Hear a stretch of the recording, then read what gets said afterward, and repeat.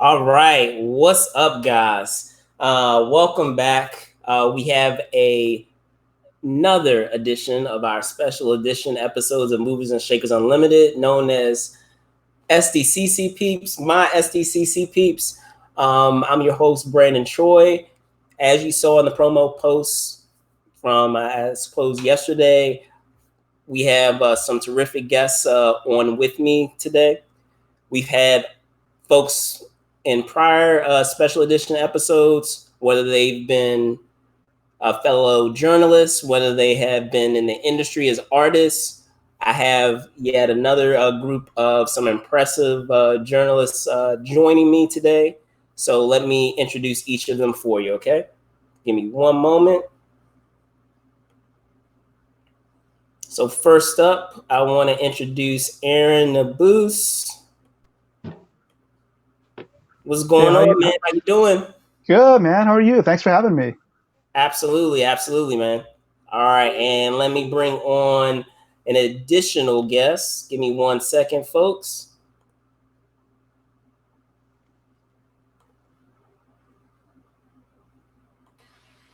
Bring on Sam Leggett. What's going on, man? How you doing? Long time no see, even though we on the same part of the world.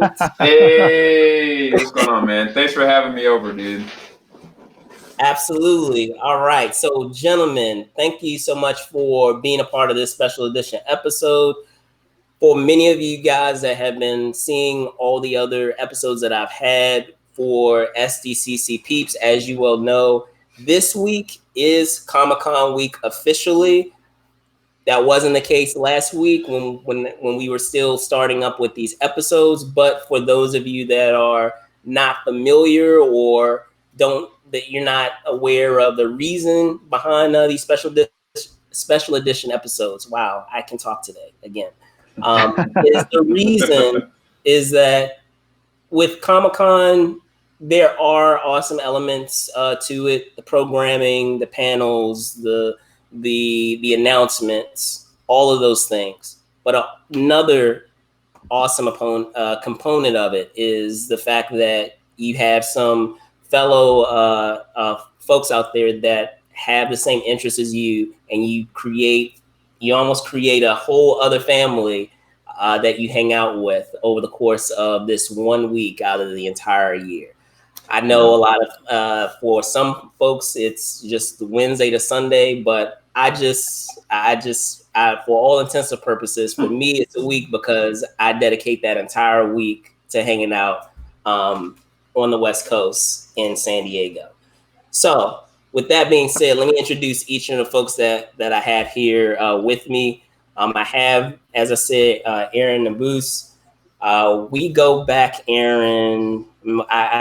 I was looking back over like the history. We go back 5 years. We're I would say with some of the other guests that we've had on the show. So Leonard, for those of you that were watching, Jeff, the Mighty Jerk. That's right. I felt like we all actually met during that party for Game of Bloggers. Game of Bloggers. So again, right. Tony Kim indirectly. Shout out to Tony Kim. Shout out to Tony Kim. Shout out to Tony Kim. Hero Within. Go check out Hero Within. Definitely. But also, Aaron, I was in a similar way with Jeff, and I was talking about this with Jeff and with Natasha. I got introduced also indirectly through Leonard's show based on what it is that you do. But before we hop into that, let me also hop into my other compatriot here, Mr. Sam Leggett. Sam, I actually have been following your stuff for I want to say the last 4 years, and I didn't even realize that you were in my neighborhood, in my vicinity. But with this trend that we were seeing with reaction videos and how it had become its own thing. Yeah. Your particular reaction videos were incredibly entertaining. So like it was something where I remember, I'm trying to recall, I think it was at a movie screening. It was at advanced movie screening. I was like, You know, that looks like a gentleman from JVS that whenever I'm looking at or looking up, you know, reaction videos or reaction mashups, I always find this guy from JVS. And typically, in terms of that reaction, I feel it normally matches the reaction that I have in watching a lot of these trailers.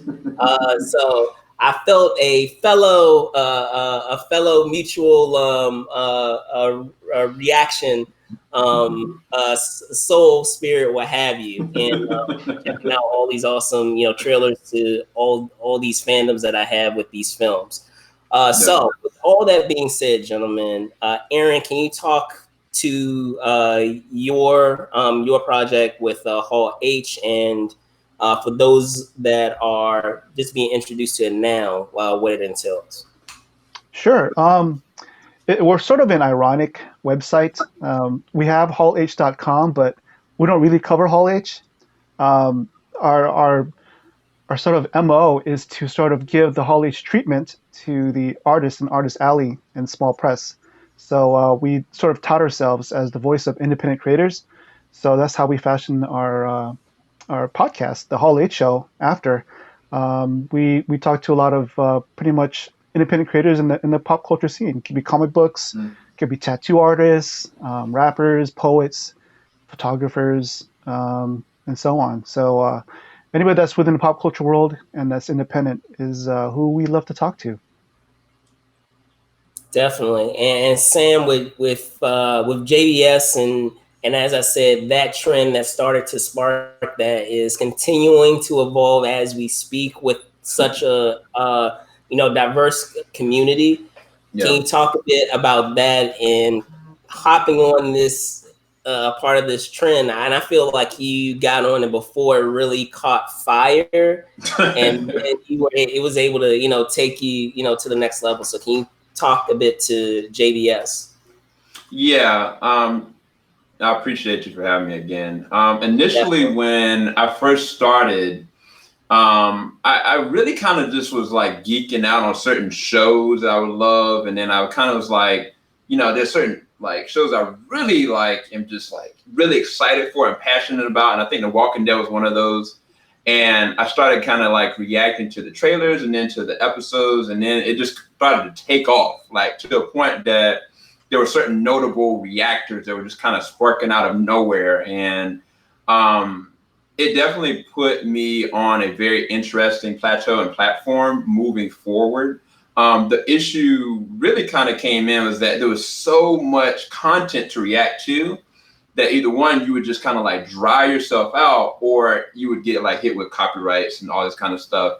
So what ended up happening was for our channel, it evolved from reactions to eventually kind of pushing more towards interviews and content and discussions and reviews, to the point now I had to ended up becoming an official critic, as well as like, designing JVS to kind of platform as its own business, as well as a media outlet at the same as that time. And thank the Lord, like I've been blessed with now joining certain critics associations and being invited to all the different cons, and also relating to different spots. So what's going on within the comic and entertainment community.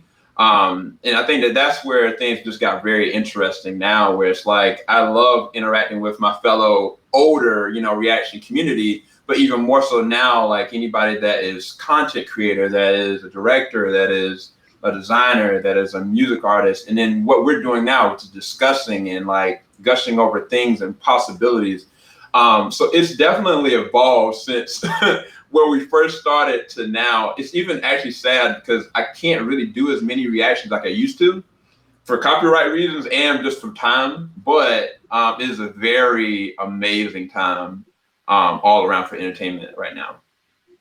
Definitely. And in lieu of this being Sdcc Peeps, can you guys talk to that first Comic-Con for you and what that memory was that stood out for you for your first San Diego Comic-Con? Aaron, you can go first. All right. My first Comic-Con I went to was in I believe 1995, and I hadn't planned to go. It was sort of by by chance. A friend of mine, Salim Crawford, he was working as an inker for Image, and he had asked if I wanted to go, and he gave me some tickets. So I said, "Cool, I'll go check it out." And you see these two posters behind me. There's the Wildstorm poster and the Crow poster I got at my first Comic Con. So it's still hanging up in my room. So Nice. that was fun. I mean, obviously back then the convention was half its size, the convention center, so it wasn't as big, but it was still an eye-opening experience. Like I remember walking down Artist Alley and seeing all the comic book creators that I grew up with, like Ron Lim and people who worked in Marvel. I was a Marvel head growing up, so that's what attracted me to Artist Alley. So that was so fun just walking down there. And yeah, it was just an eye-opening experience. Just so many things to do even at that point. Definitely. What about Sam? Yeah, for me, it was either 2015 or 2016 was my very first one going. All the other time, I was living vicariously through other people and just watching the updates where people are sitting there blogging and tweeting like, "Oh man, this just happened." I was hanging on to every word. I didn't even have to see anything. I was just so excited and immersed to whatever was going on, and then watching the recap videos afterwards. But when 2016, I think is when it happened, when we got the official, like, you guys are press and we want you guys to come out and do coverage. Like, I went, and I think we were talking about this, Brandon, because I was like, bruh, I don't know what to expect. And you were kind of like, look, don't burn yourself out. Try to enjoy yourself, but know that this is a learning experience. And that it was. I got there. First off, it was my first time even in California, let alone being in California, being at one of the most hypest events of, the century. And when I got there, I was like, where do I go? What do I do? Where's Hall H? Where is this? Where do I go for badges? Like, I had no idea. And I think that there's a specific difference also going there as press versus going there as a consumer. And I had to learn all of that. But I could never trade the experience for anything. It was one of the most exciting, glorifying, tiring, and exhausting experiences I'd ever had. And just even being in Hall H in general with so many people around and the crowd just losing it and seeing the updates actually happening versus like you watching it, it's just something about it that I was kind of like, man, I'm addicted to this.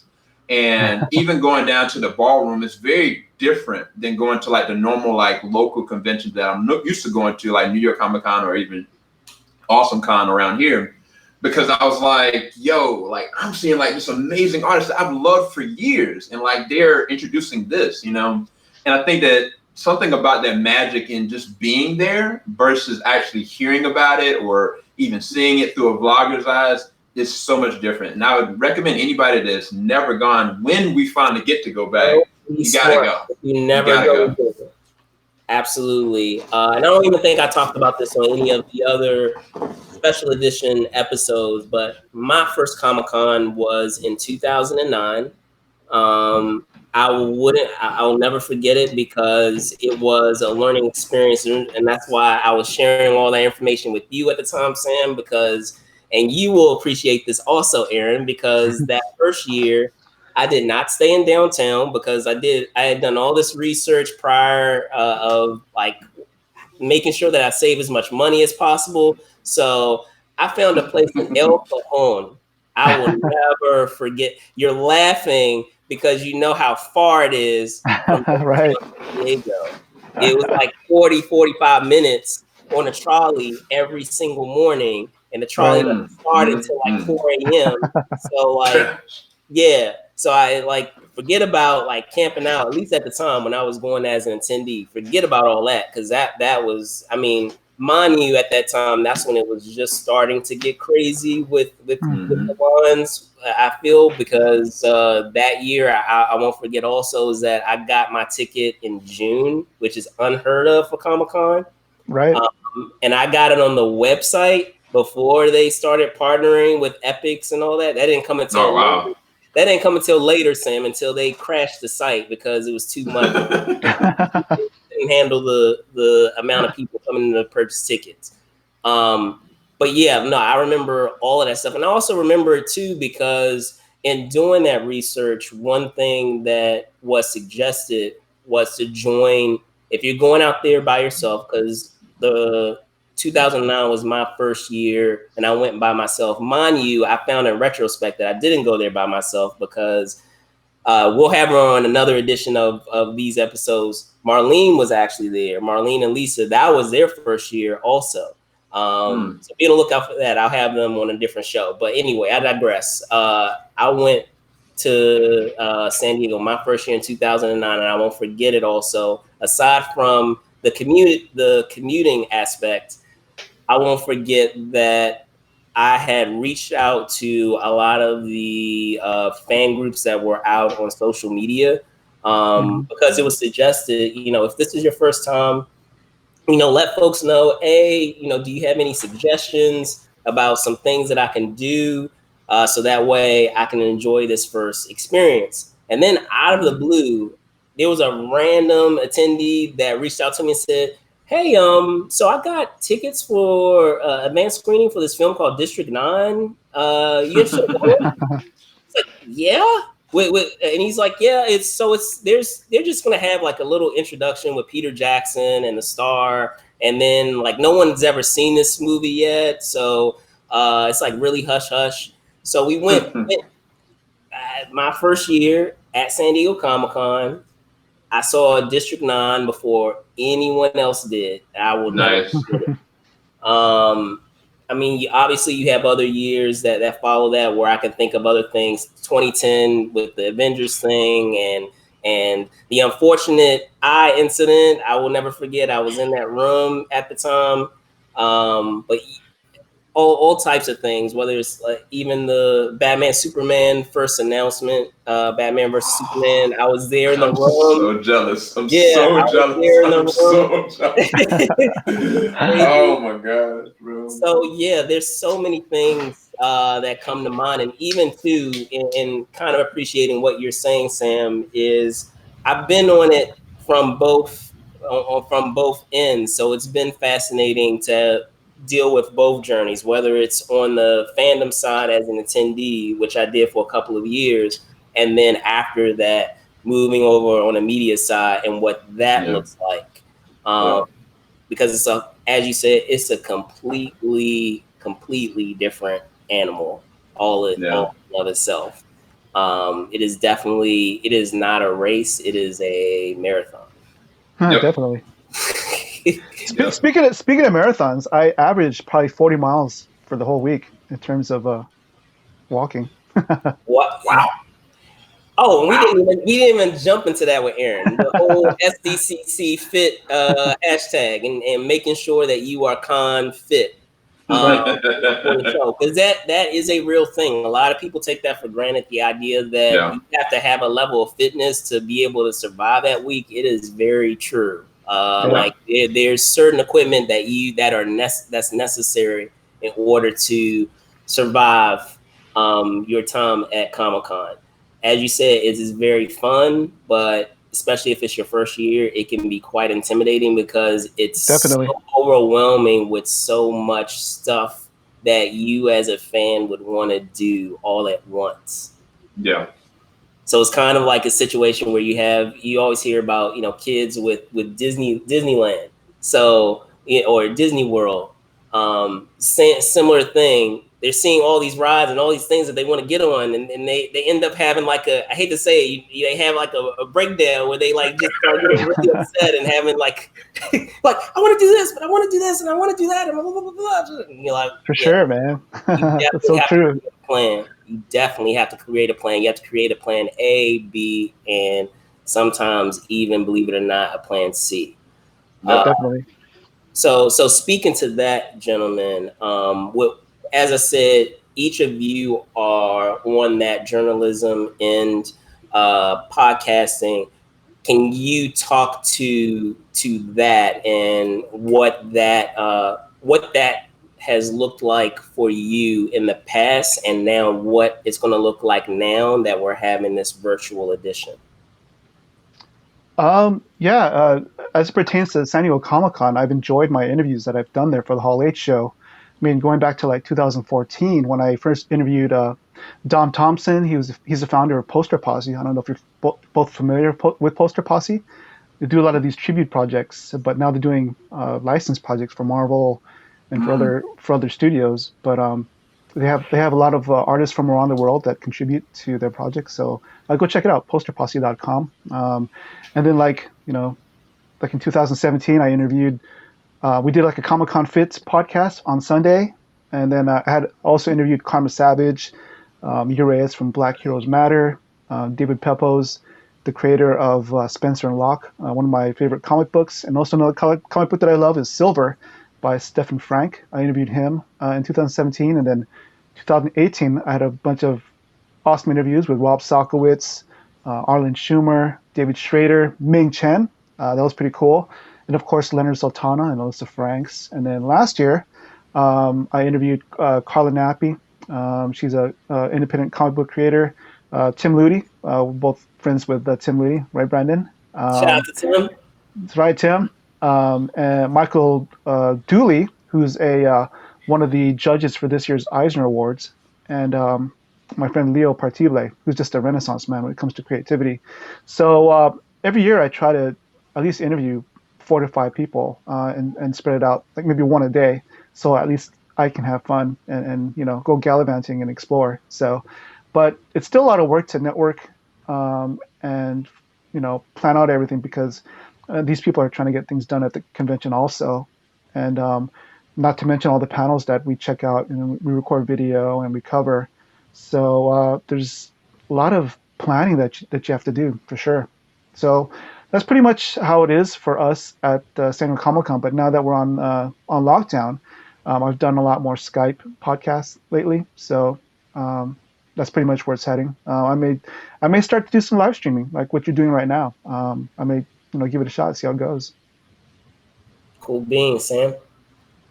Yeah. So when I first started, I was kind of like, I was there with me and my homeboy Joe. We got there, and I don't remember if Jarrell was there, but I think it was just maybe 2 of us or 3 of us.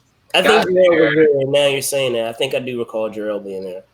Yeah, and we went and I kind of organized like where the interviews were going to be at, kind of did a play-by-play of all the different things that we needed to tackle, who we needed to go and work stuff for, what we need to be real for, and it just all went to heck. That's the best way I can kind of put it. We got a lot of really good interview moments. Like I think John Semper was a really notable one during that time. So a couple others that I was kind of like, wow, this is amazing. But everybody didn't get what they really wanted. And a part of that was just kind of an organizational issue. Like I take full blame for that, because I really wasn't prepared for what I would get to. I didn't know that, when you get into Hall H, you might not come back out. Like, but what are you going to do with, you got 3 different interviews while something's going on in Hall H, and you don't have somebody to do coverage for what's going on content-wise, why you got to go to ballroom, whatever, and it's like understanding how to understand that and kind of be like the command person, and somebody's going to need, basically I ended up learning I needed a team. And in order to efficiently do it, there were certain things that, yes, I could do a lot, but I needed to be able to round people together and delegate certain responsibilities for coverage. And if there were certain things that were kind of like oddball requests or stuff that was in the air, then I would have to take ownership of like, okay, well, I'll work that. If something happens, don't worry about it. You back off of that. And just kind of be like the command center for everybody. And once we got like a good, tight enough team, then it was kind of like, it was just like butter. The last year I did not go, but I had somebody else that was doing a really good job, Niger, a Big Old Bell podcast. Shout out to episode. But go ahead. He did an amazing job of just kind of like manning the fort, you know what I'm saying? And then it's just kind of like you understanding that you have to rely on your team, but you also have to rely on people's strengths. Some people might not know this actor or this actress, but if somebody has a passion for it, like see what they really are willing to do it, and kind of putting people out there in a position to be able to, platform them in a way that they can get the content that you need and that they really want, they're interested in. And I think that that's a big part of like making sure it's a fun environment as much as a environment to be able to soak in as much content and coverage as you can. Because that's one of the biggest things. And then also building community throughout it. I think that's one of the other things that when I first got there, I met so many people that I never met before. And those people over the years, like I started developing more relationships with them, and it just blossomed into something really beautiful and really awesome. But now I know for a fact, like I've been doing nothing but just podcasts and like reviews offshoot. So the Reactor Nation, we're gonna have like basically what's called a Reactor Con. So there's multiple different cons going on. There's RadCon, there's Justice Con, and of course you got the Comic Con home that's going on. And I'm participating, dabbling in a lot of it. But so shout out to the Reactor Con if any of you guys are gonna watch this, because a lot of them, they're basically sharing off their content of what they're covering. But at the same time, I know for a fact, like I'm gonna be discussing stuff like this all week. And it's gonna be a little hard to nail down everything for me now because I am at home. I don't have a team. I can get them to do certain stuff, but it's kind of like it's different now. Like we are within a pandemic. People's responsibilities are different. And also some people, even though they want to take off work, they might can't because they're allowed to work from home and they don't want to lose their job. So I'm trying to be cognizant of other people and their circumstances going on right now. So I'm kind of taking the blunt of a lot of this and just kind of like doing what I kind of can. Whereas normally I would have already worked up a whole spreadsheet and kind of delegated certain responsibilities to everybody. But I'm trying to be a little more lax and just kind of like, all right, we'll do what we can this year and have fun with it. Definitely. Because for those of you that aren't aware, if you're doing Comic-Con from the media end, as I said, it's a completely different animal. You get blasted with emails, I want to say like 3 to 4 weeks out. Yep. And so you really have to navigate through a lot of those emails to figure out what your itinerary is going to be through that whole week. Yep. And it can get jam-packed very fast. So it is definitely a skill that you develop the more you do it in determining, okay, I really want to go to this panel, but I also really want to interview this particular guest, and being able to navigate through that and try to balance it in such a way where you're not only feeding the fan in yourself, but you're also feeding the journalist in yourself and getting, good content. So I can definitely, attest to that and finding that balance. And it's not always perfect, but it's still just trying to find the balance one way or another. I mean, Google Docs is my best friend during that week. Definitely. Normally, the circumstances are a little different too, because as far as like the review side of stuff, because there are not a lot of things in production in general, there's a slew of like TV show reviews and movie reviews that are offshoot that like you're focusing on to produce enough content sufficient for your audience. And it's just different, man. I don't even know how to really describe it. Like normally I'd kind of be like settling down with the amount of reviews and stuff. Like I've ramped up so many reviews now. It's just very different. I don't know how to describe it. No, I definitely get you. It's been interesting to see in the entertainment industry in terms of being able to get content, in what capacity you're getting that content. Because I feel a lot of the industries where you feel would be accessible are actually now, because of the pandemic, less accessible. And those that weren't as accessible before are now a lot more open. So it's definitely a give and a take.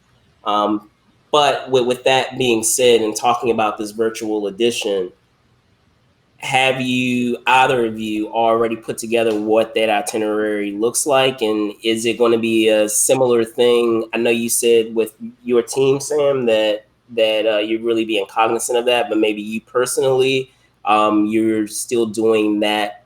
You're still taking that time to dedicate to doing not only Comic-Con, as you said, some of the other events, and even with you, Aaron, having that itinerary already put together of what you're going to check out online.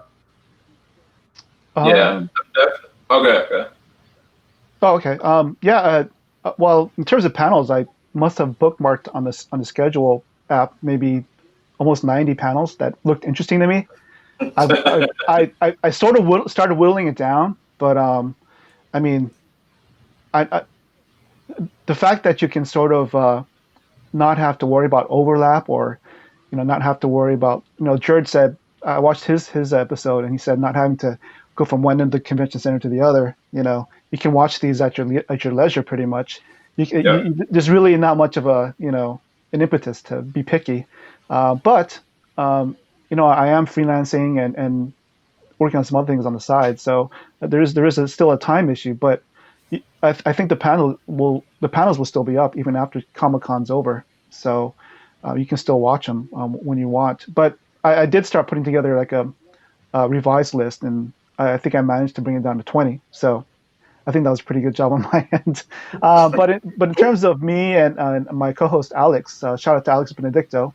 We're pretty much just gonna take it easy and just signal boost and share things here and there. We're not gonna really stress over anything. We're just gonna have fun and hopefully get a chance to actually meet up, maybe on the weekend, by the convention center somewhere. So.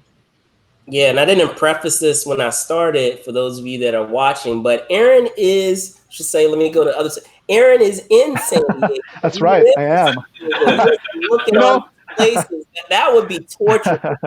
Like, I couldn't live there and see all these places that would for Comic-Con and know that it's not happening. I'm sorry, that would be torture. It's tough. It is tough. At least we are away, Sam, where we are to look at the convention center every day, or look at Gaslamp area every day, where it's like, gosh, there's no commotion going on with all the excitement of Con Week.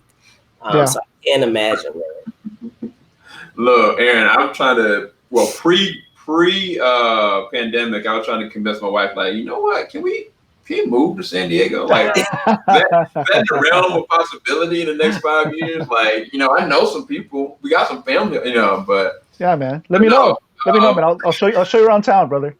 I love San Diego, man, honestly. But anyway, for me, I've started to organize a listing of the different emailed interview opportunities I've already gotten. It's just weird because they're overlapping with some other films and TV show interviews as well, which I didn't anticipate. So that is something that I'm going to have to kind of dissect a little bit. In terms of the panels, I mean, like Aaron said, I think that it is really good. They don't have to sit there and like go all over the place and try to digest stuff, which opens the door for like not just this weekend, but throughout the rest of the week, next week, to go through and kind of like, oh, okay, I can do more coverage that way, and I can also delegate other responsibilities. So I'm not really stressing it too much, but I do want to narrow down some things that I'm very much so anticipating going into 2021. But it's hard though, because even though San Diego Comic-Con is going on, JusticeCon is also another thing that's a prelude to the DC fandom that's coming up in August. And so I'm trying to also watch and maneuver what announcements get talked about through that fan con, so to speak. But I'm just going to play it by ear and kind of see who's interested in trying to cover what. But I think that it's a best case scenario more than anything. Like, it's a whole palette worth of things that we can kind of go through. And not just that, we got so many streaming services now that have like authentic original content that's coming out. Like, it's very exciting. It's very exciting. Definitely. I guess the thing that's interesting to me is, as you guys were talking about, you have the advantages and disadvantages, I feel, to either, at least on the virtual end, is great because, as you said, we don't really have to wait. We can check out things whenever.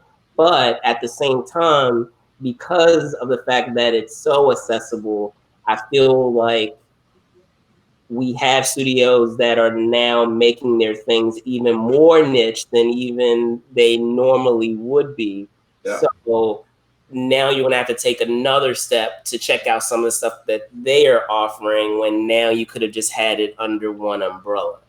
Yeah. So there's definitely something to be said about that. And who knows, based on how well not only San Diego at home does, but even their individual cons do in a virtual capacity, how is that going to drastically affect what we see in our future shows, and how drastically is it going to change our Hall H or some of our other venue space experiences? Because I mean, let's be honest, we were just talking about it. I have so many unforgettable memories in Ballroom 20 and Hall H that you can't really replicate. You have to No. physically be there to experience it firsthand.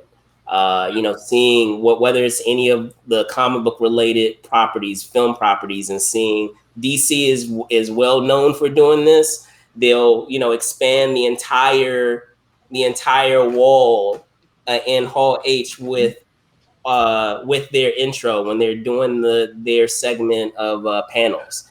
I'm describing it, but I really can't do it justice unless you actually see it in person. For those of you that have never seen it firsthand, it's pretty cool. Yeah, it's like, imagine like the biggest IMAX screen you see, and allow that to just go through the entire section of a stadium and go all the way around. That's the only way I can kind of describe it. Like you said, like, there's never going to be anything like that immersive experience of actually really being there. The sad thing is that I'm estimating is that, just like, when D23 came out and Marvel started going, Disney started going towards that route, and like some of the other stuff started like branching off into other cons, I think it's going to get even more, sadly, crazier, because if some of these virtual cons do work and platform, some of these studios are gonna be like, yo, let's save some money. Like, we can go and bring them here. Because I just did coverage, was it last week, for Aniplex. Aniplex, instead, normally they would be at Comic-Con, or they would wait till San Diego. I'm sorry, or wait for New York. And they had their own virtual con through Crunchyroll. And it wasn't the same. It wasn't as exciting, but it gave me the content I was looking for, and it worked. I think that they're going to tailor those eventually to make them more immersive, more exciting. And I think that things are not going to be the same, unfortunately. I do think that there's still going to be a San Diego Comic-Con. I still think that there's going to be that experience of Hall H, but I think it's going to be definitely very different. My question to you guys is, do you think that they're going to show, full episodes or movie surprises like they normally would at the con? Because this is virtual and anybody can pull anything that's on the internet virtually, are there going to be limitations to how they do in platform content to the masses versus how, you can get some really cool gems there? Like, any of the CW stuff, the pilots, we would go to San Diego and see them there. Preview night, yep. You know what I'm saying? Like, I don't know that they can do that virtually, because people are going to steal it and run with it unless they just release it. And so I'm curious, what do you guys take on exclusive content or stuff like that we normally would get? Well, I feel that there are two parts of it. One, I agree with you that in those instances where we have exclusive content, we might see more of these studios doing their own thing going forward. However, it's so immersed into the routine of Comic-Con and what their schedule looks like, I would be hard pressed to think that they would change their pilot night that they have for preview night, because it's such a major component of preview night. In the other respect, I want to say that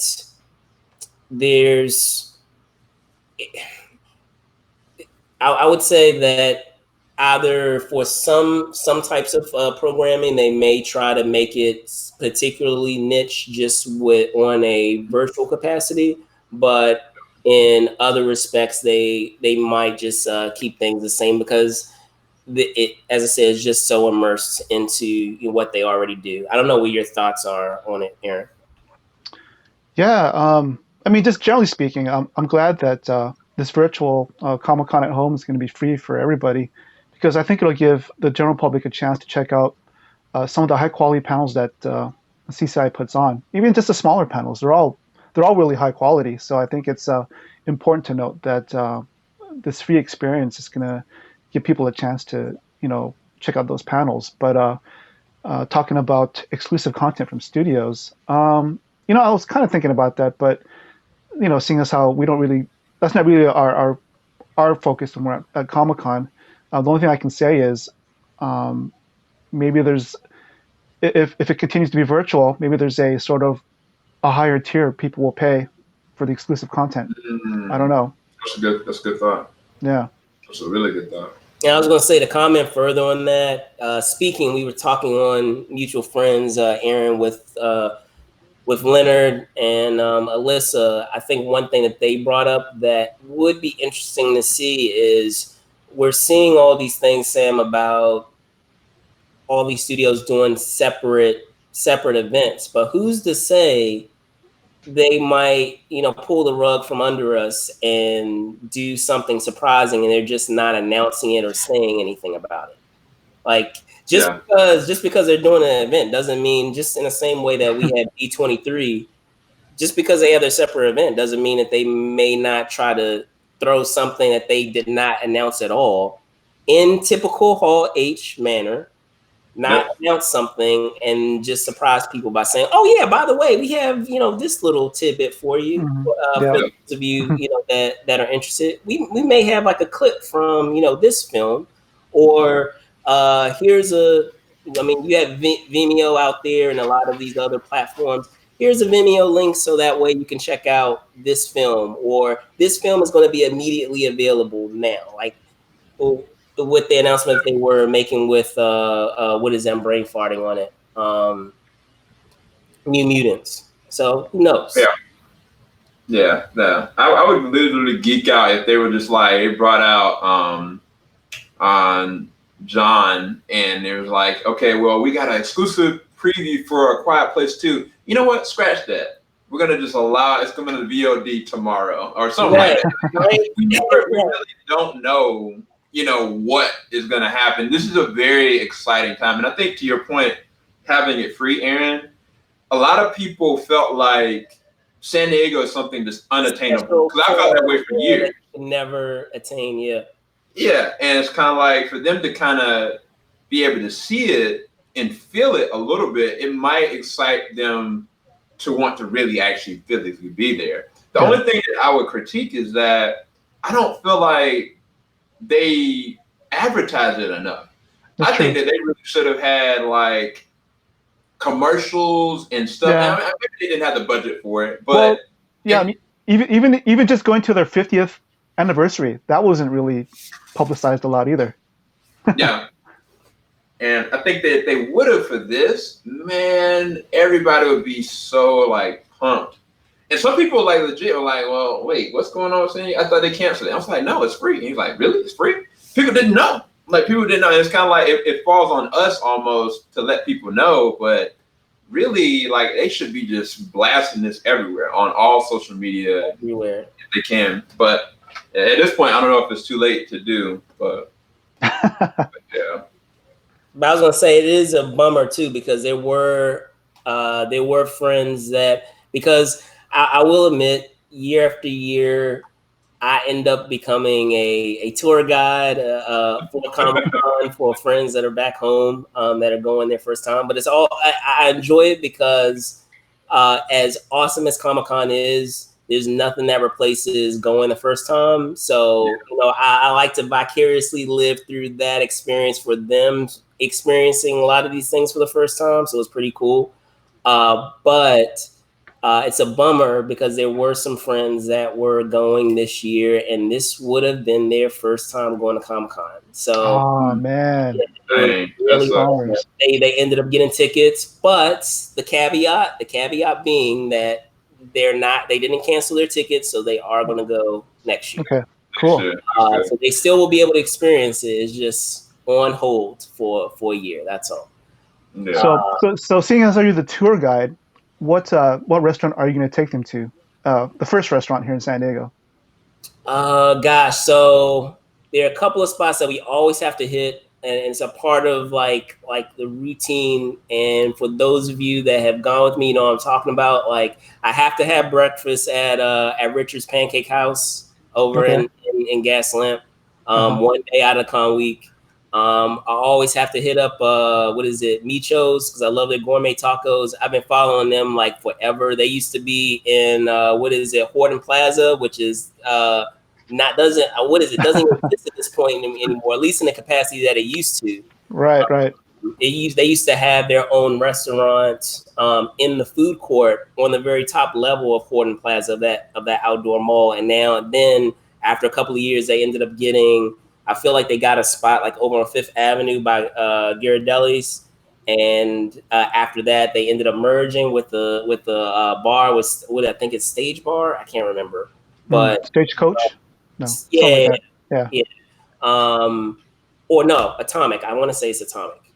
But anyway, like they're a terrific restaurant. I go there all the time, so much so that the manager knows me by name. He's like, "Oh, hey, I was expecting you." I was like, I was wondering what day I was going to see you this week, since this is con week. That's cool, man. Yeah. Or even, I mean, something that as small as the Joe's Crab Shack that's over there is better than any other Joe's Crab Shack that I've ever been to. Oh, wow. Really? I agree. I actually agree. I'm just saying. For those of you who've been to Joe's Crab Shack, check out the one that's over there behind the convention center. It is. I don't know what it is about that particular one, but it's awesome. What's the name of that burger joint that's on the water behind the convention too? What's the name of that? There's a burger spot that's really good. I forgot the name of it though. Burger spot by the water? Huh. Yeah, it's right off. So it's behind the convention, but it's close by the river basin. I forget the name of it though. It's actually pretty good too. Anyway, y'all get good. I was gonna say, let's check it out. I was gonna say, other than that, I always have the routine of at the end of con week going to that Cheesecake Factory with whoever, whatever the crew is that came from back home. Like, we hang out that very last day on Sunday just to talk about how the whole week went, and just to like reminisce about all the cool things that happened that week.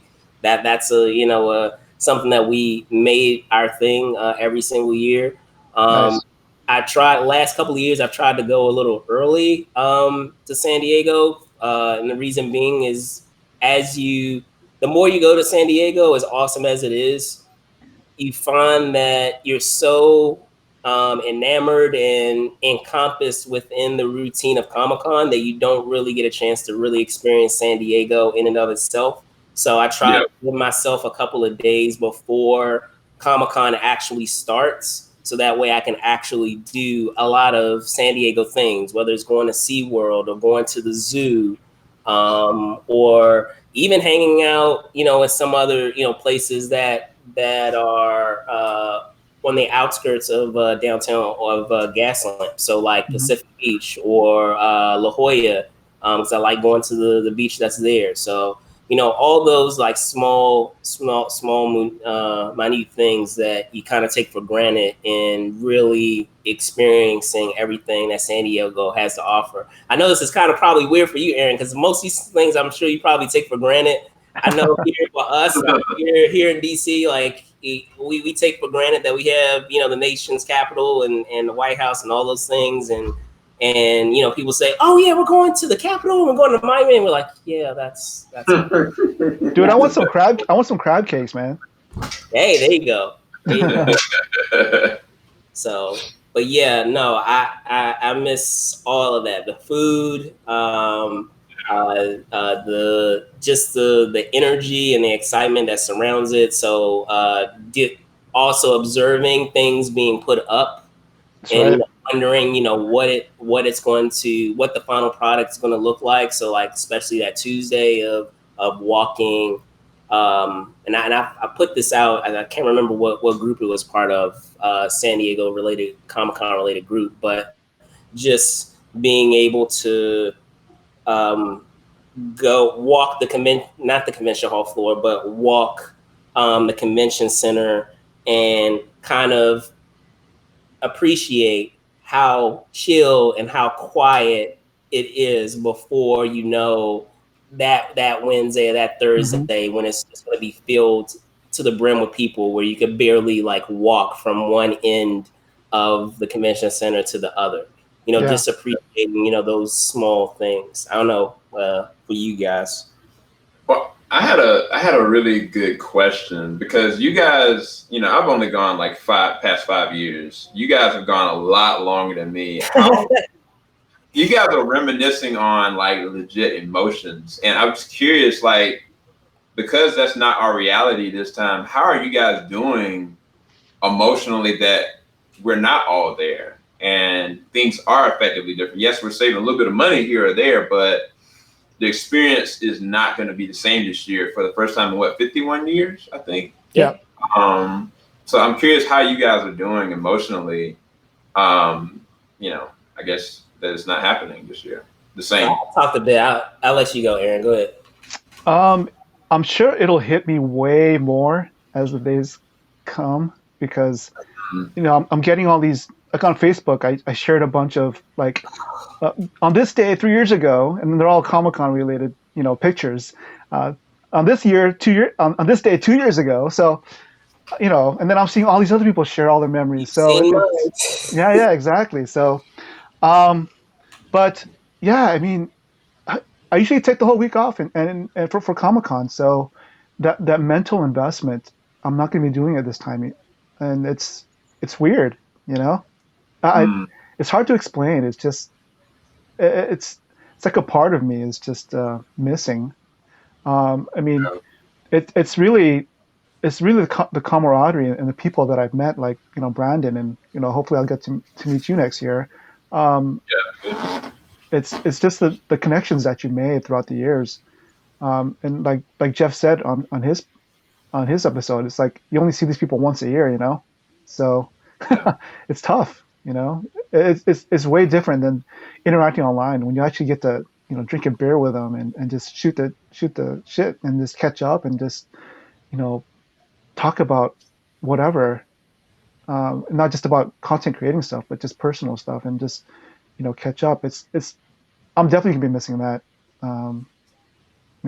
It's hard to replace, even with a virtual convention. Yeah, I was gonna say I can definitely speak to that, and that it's weird. It's weird on one end, because I would say physically it's weird, because you can appreciate this, Sam. We normally go through our heat wave right about now, right about the time that we go to Comic-Con. So when that heat wave is starting to rear its head, we already know. Oh, okay, I don't really have to worry about this. I'll be cool. I'll be gonna be weather. I don't have to worry about any of this. But it's not the case this year. So that's weird of not kind of having that physical, that seasonal indication of, okay, now you're about to head out. The thing that's also a bummer about it is that there's so much anticipation surrounding that week, and plans that you make, and as I said in doing this segment with your Sdcc peeps, making plans and saying, hey, this is what my itinerary looks like. Let's connect at this panel if we know we're both going to this panel. Let's have dinner. Like, if we both know that we're going to be busy throughout the entire day, let's pick a day where we can like just hang out and have dinner, maybe have breakfast, whatever the case may be. In other instances, if it's been a really like long day, we haven't even gotten to this. I could probably dedicate a whole show to this, but Comic-Con after nightlife, like, let's go to go to a party and just like we've had a long day. Let's just cut loose and just go. So all of those things, for sure, man. Yeah, all those things, the camaraderie. We talking about the food, all of those things, and as I said, the thing, I guess. It's in one respect, it's fun because at least I can still say that we're still in essence, in spirit, celebrating this event and still showing our support for this event. But I guess with the glass half full, it will be cool. Fingers crossed that everything is normal come next year. That Fingers crossed. we're going to be even. Yeah, there you go. That we're even more appreciative. I was going to say that we're even more appreciative of being at that show than we normally would. Because if you've been a whole bunch of times, I mean, don't get me wrong, it's I love it. I look forward to it every year. It's one of my most anticipated things that I go to every year. In terms of cons, and people say, "Gosh, like that's crazy." San Diego Comic-Con was my first exposure to cons. Oh wow! That was my very first con that I went to. So it's.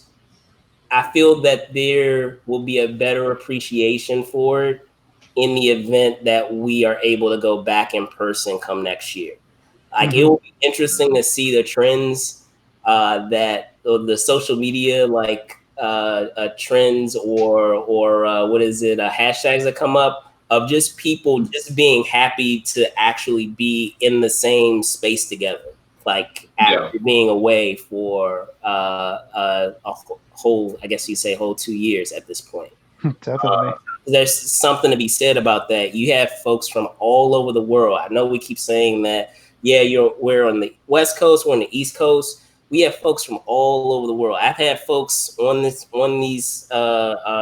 special edition episodes that are outside of the U.S. Leonard, UK, Clint, for those of you who don't know, out in Australia. So yeah, I feel that I will have a much bigger appreciation of it, and I feel I'm assuming a lot of other folks too, especially those that are like the seasoned folks that have been going year after year, that are kind of getting jaded by it, so to speak, will have a better appreciation come next year. Yeah. Yeah, it's really a rush for me, because I'm busy from like 8 or 9 o'clock in the morning till 9 o'clock, 11 o'clock at night, and I probably lose 8 pounds every con, just because I'm going all over the place and I don't really eat that much during the day. So yeah, it's just being that busy during the con and investing that much time and effort and emotion into, meeting and networking and interviewing, attending panels, and other things, that go along with it. It's such, like I said, a rush, and I'm definitely gonna be missing it this week, for sure. Yeah. So with that, guys, we have been going at it for just under an hour. I'm gonna cap us off there. But again, thank you guys, Sam, Aaron. Thank you guys for coming on. My Sdcc peeps, I consider you guys con fam. Thank you so much for coming Thank on. you. Can you tell folks where they can find each of you? You can find me at aaron.hallh.com. You can find links to all my social media accounts, whether it's my personal Hall H, my convention that I've been planning called Phil Lamb Creator Con, and Comic Con Fit. So check it out. Cool. Nice. You can find me directly on Twitter, the little thing that you see right here somewhere, at Super SEL 0320. But you can find Team JVS just by typing it in on YouTube.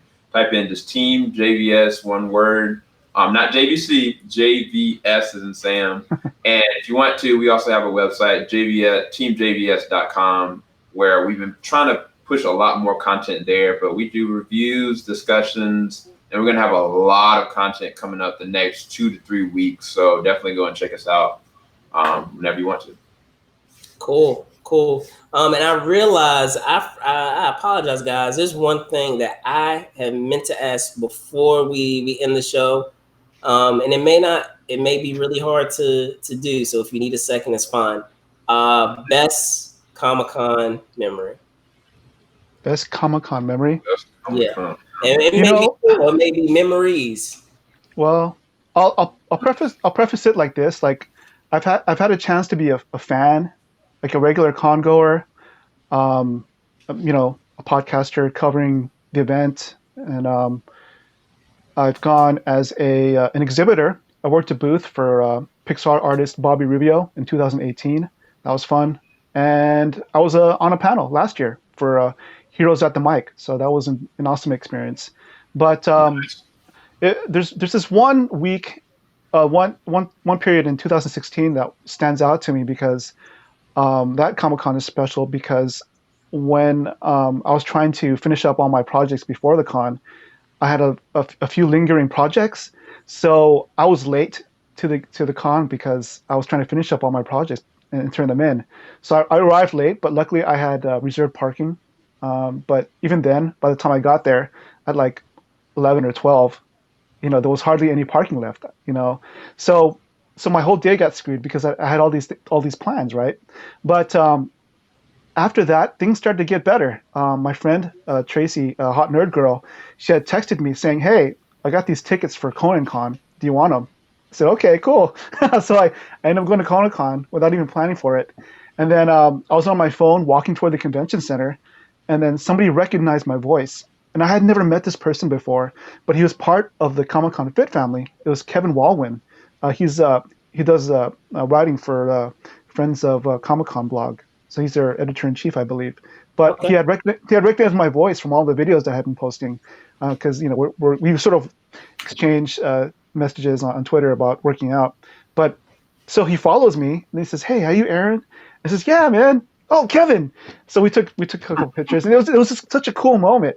And so and then the rest of the day was just so fun. And then the rest of the week, I got to meet all these other people that just recognized me from, even if I was just walking on the escalator, they recognized me, and I was like, "Holy cow, what's happening?" It was just so fun. But that whole week, it started off really bad, but it ended up pretty good. Both Alex and I had created an event called Artists Assemble. We had it's pretty much an artist meet and greet. We worked it out with a local restaurant. So we invited maybe five or six creators that were exhibiting in Artist Alley, and we said, "Hey, we're going to set up these tables here at the restaurant, and we're going to put up all your artwork, and it'll give you a chance for your fans to come talk to you after the convention is over, during the day."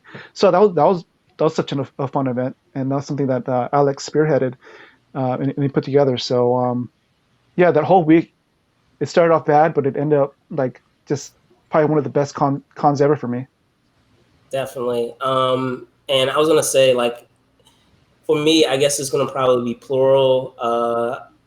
I can, and it's crazy to think that it's been that long, because I was talking Sam to Marlene about it, on how long, well over 10 plus years that I've been going consecutively, and I can actually, weirdly enough, think about something from every single year that was awesome, whether it was Mm-hmm. District 9, whether it was Avengers in year 3, whether it was getting that gold brick to go to Cowboys and Aliens, the world premiere in 2011. Any of the Hall H panels when no one knew what is it, Guardians of the Galaxy was at the time, and we saw footage for the first time. We're like, oh yeah, we just been shooting for like 2 or 3 weeks. Them showing, the first footage of Days of Future Past, of them having the impromptu, composition for Star Wars after they did that panel for The Force Awakens in 2015. Like, I can go on and on and on about it.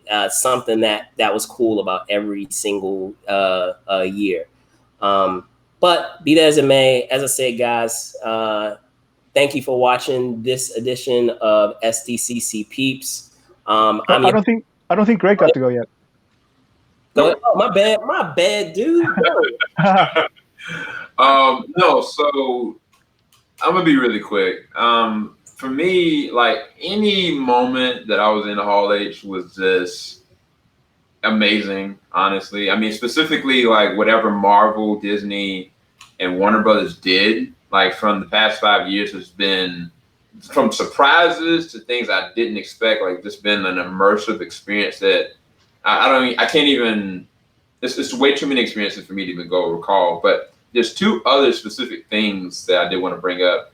I'm two of these shows. Like I'm a diehard fan, honestly, personally. One was Rick and Morty, another one was Steven Universe. I was able to go and interview the cast of Steven Universe. I was able to interview Dan Harmon, Justin Roiland, and Kevin for Rick and Morty. And it was like, I think some people that interview so much, you don't think about it, but that was one of my first big interviews. And like I was like, yo, I'm really loving these dudes, and I'm trying not to gush. He's trying not to boy, yeah. And I need to also like break it down, like, okay, this is what I really want to get from you. Can you pour this out? And it was I was learning as I was experiencing it. Yeah. It was such I was emotional, but it was such an epic moment at the same time. And then even what Aaron was kind of saying, when I went to my first Comic-Con and I got there, even though I was running all over the place, people were like, yo, what's going on, bro? I love your content. And I was like, you know me? I'm still not used to it. It's just weird. Yeah. I mean, I'm getting used to it more. Yeah. But when I was there, I was kind of like, yeah. And then like somebody randomly just like bought me something. It's like, yo, I love your content. I love who you are. And it just disappeared. And I was like, where did they go? You know what I'm saying? It's like those memories, I don't know how to describe it. Like it is so humbling. And it's really a blessing to be able to be an opportunity coming from where we started to kind of where we are progressively now. And every one of my team members that are so devoted and awesome and have their own respective like sites and channels and podcasts, like they're like family and brothers and sisters for me. So it's really awesome to also share in that moving forward as things progress. So yeah, I just want to bring that up. Oh, and I gotta apologize. I accidentally called you Greg. No, go ahead. Sorry. I'm sorry about that. I'm Greg today, y'all. It's all good.